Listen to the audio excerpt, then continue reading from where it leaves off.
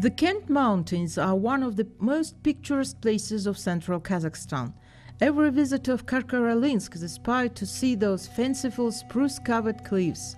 From the south side, the Kent Mountains resemble a mighty, impregnable wall rising over the steppe. Water and wind sculpt them for millions of years. Nowadays, one may discern faces of the holy elders, shapes of birds, animals, pangolins, and creatures unknown to the world among the rocks. There are many mysteries and secrets kept by mountains of Kent. One of them is the Kyzyl Kent Palace, the ruins of which are located in Kyzyl Kent Gorge. Many famous explorers were writing about this historical monument starting from 19th century.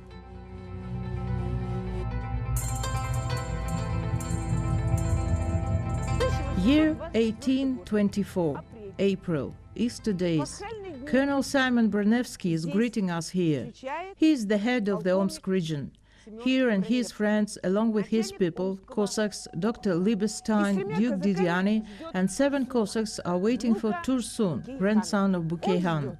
He is waiting. He really wants to meet Tursun, since they will be discussing the formation of Karkarali County. Tursun is asking him not to establish it in Kent County Gorge area. Why? Because Tursun knows it is a sacred land of our ancestors. The best wintering spots are located here.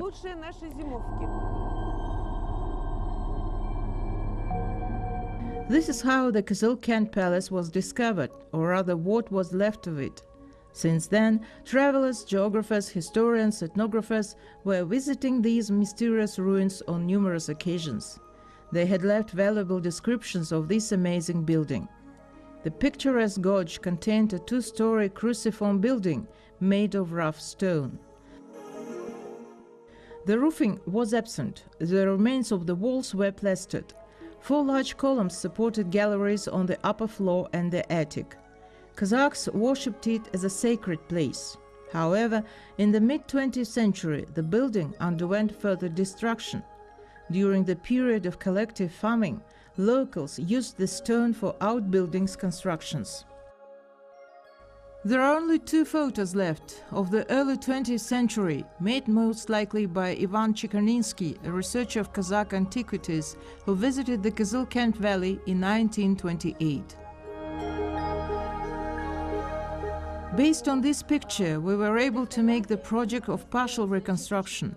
Moreover, the descriptions told us it was a 2-story building. Pictures also confirmed that it had 2 floors. Therefore, in the project of restoration, we were considering to recover some elements that would show that there was a 2nd level.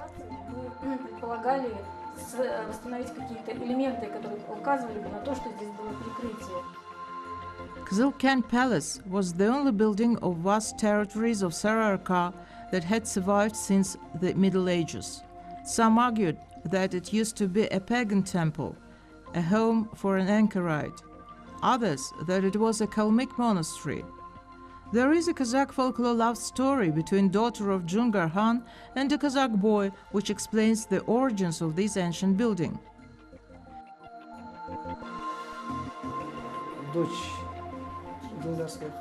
The daughter of Jungar Khan, when they reached Karkaralinsk, the Kent Mountains, on their way from the Jaik-Volga rivers area, they were caught in nipping frost. They were forced to spend the winter here and built this temple. But this is just a legend.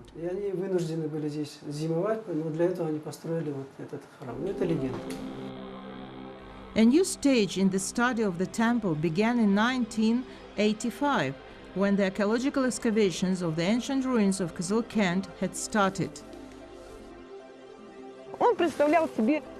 It was some sort of mound back then.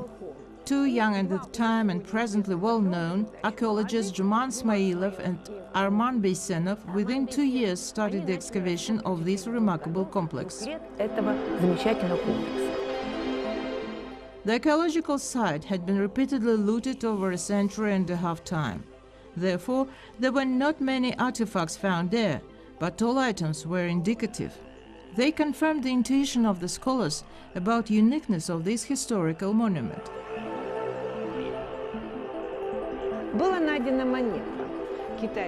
A coin was found Chinese coin of the Emperor Suan-Ye times, which also indicates the date. It was printed by Imperial House.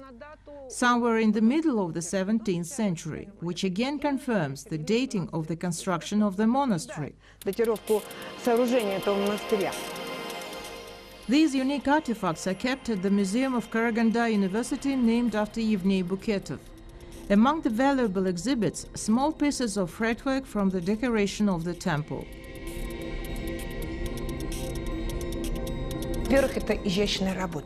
It is a very refined work. Every detail is carved with wood. It is covered with mastic and painted on both sides. Dark red and gold are distinctive colors of the Buddhist temples of Lamaism. Most likely, these items were imported. They were probably made in Tibet and brought to decorate the temple.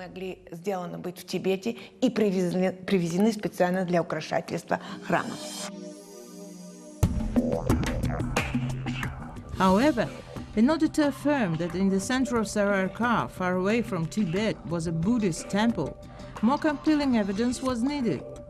Therefore, in the early 90s of the last century, specialists of the Material Culture Heritage Scientific Research Institute started their work on Kyzyl Kent. They made the conclusion that it was not a single temple, but a whole complex of religious buildings.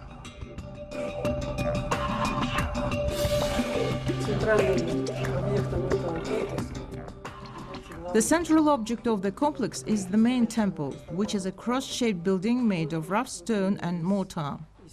The walls are plastered. It had a complex roof in the style of Buddhist architecture.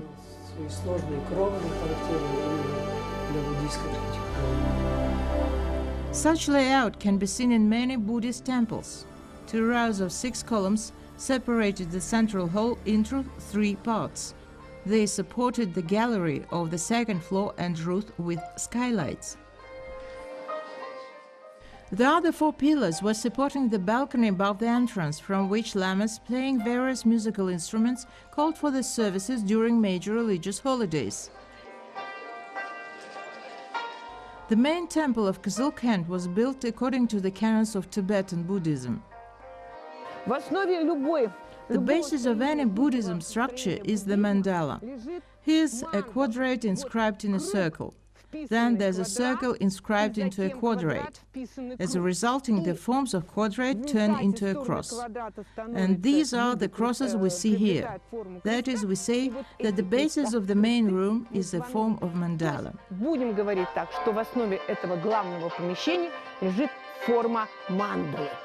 Рядом с правой стороны, если смотреть на главный фасад, с правой стороны располагался по канону. If you look from the right side, according to Buddhist architecture rules, there should be an auxiliary temple, Dokshida. This is the guardian genius of the temple. A temple guarded the main building.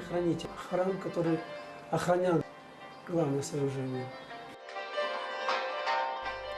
It rarely happens that a Tibetan temple stands without such a building, a talisman. Its facade is oriented to the southwest, just like the main temples. The residues of red paint were found on the inside of the walls and white on external side. The remnants of stones from the 4 columns were found inside the building. There was another small building on the left side of the main temple.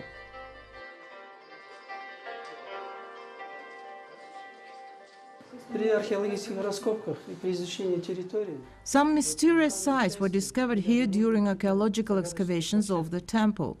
That is, they were mysterious back then. It was unclear what they were meant for. While studying the principles of similar monastic buildings, we concluded that suburgans could have been placed here. It is typical for this situation for Buddhism. Обязательная атрибутика в данной ситуации. То есть это характерно именно для буддизма. Suburgan is a storage place for religious relics. Some suburgans were the burial places, but more often it was imbued with sacred texts or relics. In Mongolia, Kalmykia, you can see the most bizarre types of suburgans. Another attribute of the Tibetan architecture, fresh spring water pond in front of the main temple. A young birch grove had risen around it. Another building, hidden from the eyesight, stands behind it. This building was most likely built later and served as living quarters.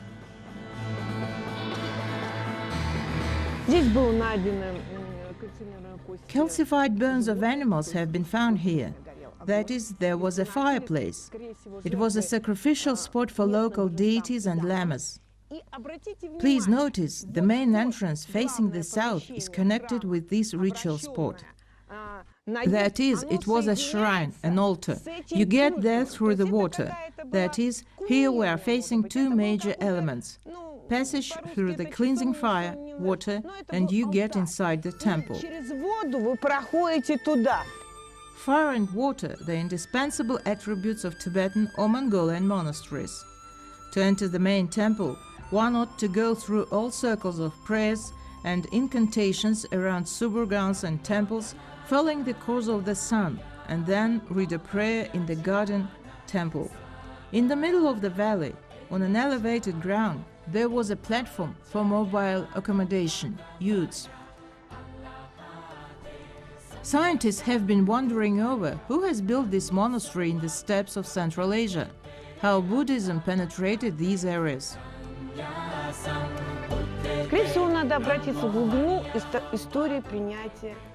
It would be useful to address the depth of the history of adoption of Tibetan Buddhism, Lamaism. Buddhism enters Tibet in the end of 16th, the beginning of the 17th century, in form of several schools. The school of Gelug is one of benefactors. It is one of the largest ones. In this form it enters the nomadic world, Mongolia and Buryatia, in 16th century. It penetrates China and becomes the basis of new movements in society.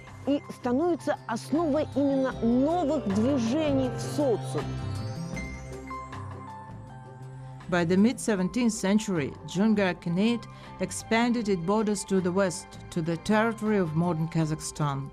Oirats adopt Buddhism as a religion of the state, which was the driving force behind the transition from nomadic to settled lifestyle. Every major Oirat feudal lords built monasteries, with settlements growing around them.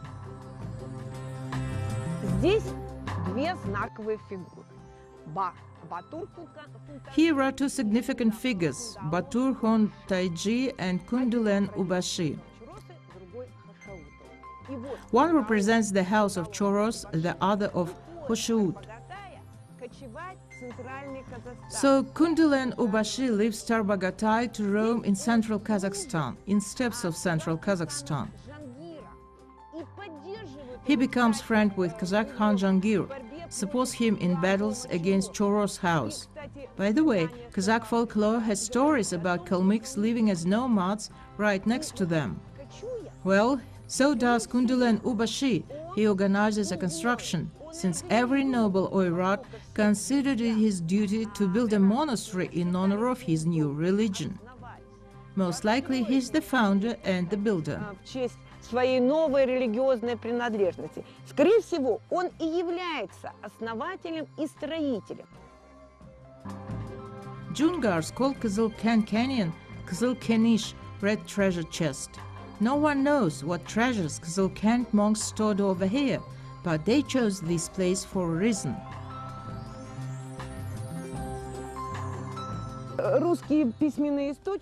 Russian written sources reported that at the top of one of the mountains, not far from this monastery, these ruins, they had found a copper figure. It is a statue of Buddha for sure. Inside this copper statue was a manuscript written in Old Mongolian. It is most likely an Oirat written language.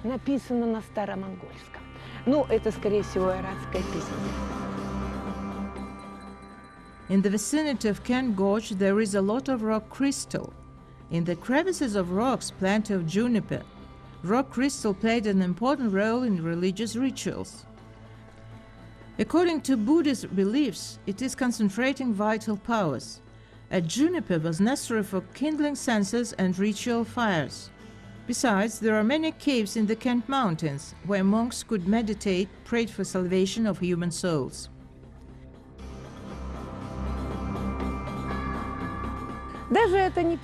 It's not even a cave, it is a small hollow in the rocks.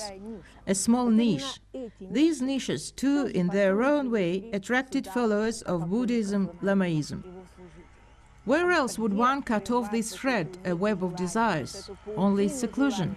I must say that so far this place is venerated among the local population.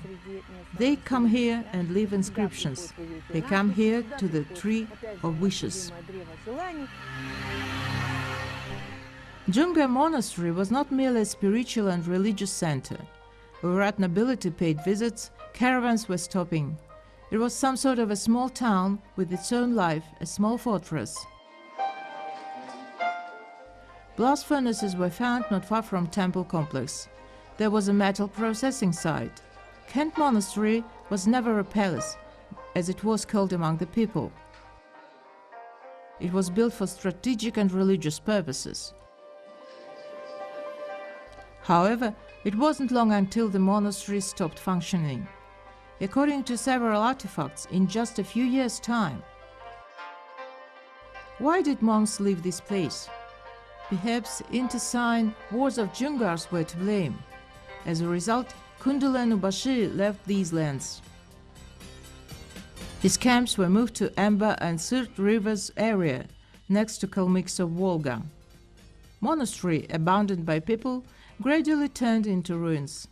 Nowadays, a unique monument of Jungar Khanate culture, which has left a deep mark in the history of Kazakhstan, is one of the historic landmarks of Karkaly National Park.